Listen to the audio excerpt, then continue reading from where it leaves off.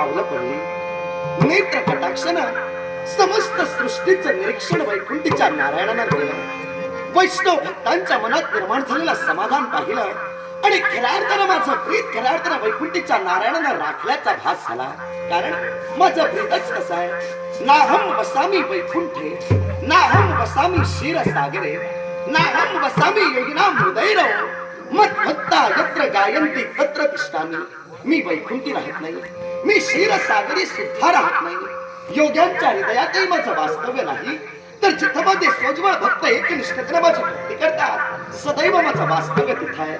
भक्त रक्षणाची वेदावली कंठी धारण केली आणि विश्वाचं पालकत्व वैकुंठीच्या नारायणानं स्वीकारलं. त्या दिवसापासून या समस्त सृष्टीची निर्मिती ब्रह्मदेवाने केली आणि या सृष्टीत निर्माण झालेल्या चारच स्वेद छंडच आणि उद्गीत या चार जातींचं खऱ्या अर्थानं पालन वैकुंठीचा नारायण करतोय. आणि त्यायोगे या विश्वाचं राहत करणं हे सुरळीतरित्या चालतंय. बापरे, देवर्षी नारदांचं आगमन, नारायण नामाची ललकारी.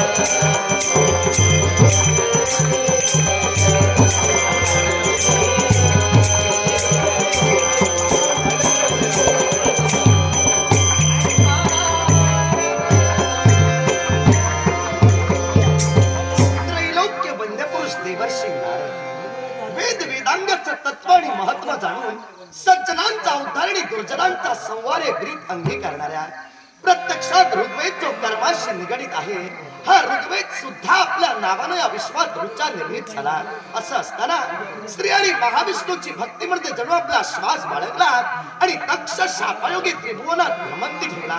असं असताना या वैकुंठीच्या नारायणाच्या चरणी बिलगला. माझी स्तुती केला जातात आहे. या लक्ष्मी कांताचा तुम्हाला मंगल आशीर्वाद. जगाच्या आसमंतात आपल्या नावाची कीर्ती अजरामर नांदेल. कल्याणमस्तु कल्याणमस्तु कल्याणमस्तु. देवर्षी नारद, वैकुंठातील आपली अनाहूत उपस्थिती माझ्यासाठी कुतूहलाचा विषय ठरला.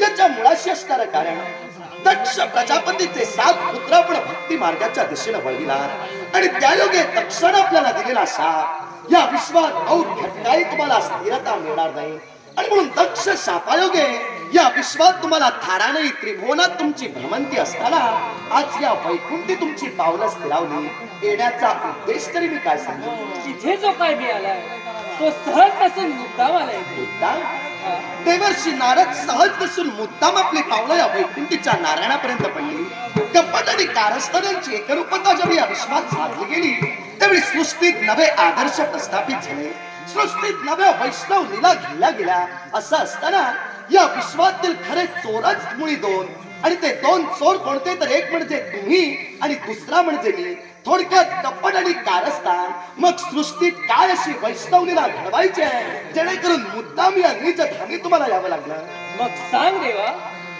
जो देवतांचा मोठेपणा वाढवला तो कोणी वाढवला देवर्षी नारद या प्रश्नाचं उत्तर वैकुंठीच्या नारायणानं आपल्याला नव्यानं द्यावं का या विश्वात देवतांचा मोठेपणा हा भक्तांनी वाढविला होय ना मग सांग देवा ही तू कंठी धारण केलीस ती का देवर्षी नारद भक्त रक्षणाची ब्रिदावली कंठी धारण केली पण दैवी तत्वापेक्षा भक्ती तत्व या विश्वात एका मात्रेनं श्रेष्ठ ठरलं देवतांचा मोठेपणा ज्या भक्तांनी वाढविला त्या भक्तांच्या संरक्षणाबद्दल ही भक्त रक्षणाची ब्रिदावली मी कंठी धारण मग केली देवा ही भक्ती रक्षणाची हृदयावली तोड नाहीतर वैकुंठ तरी सोड काय?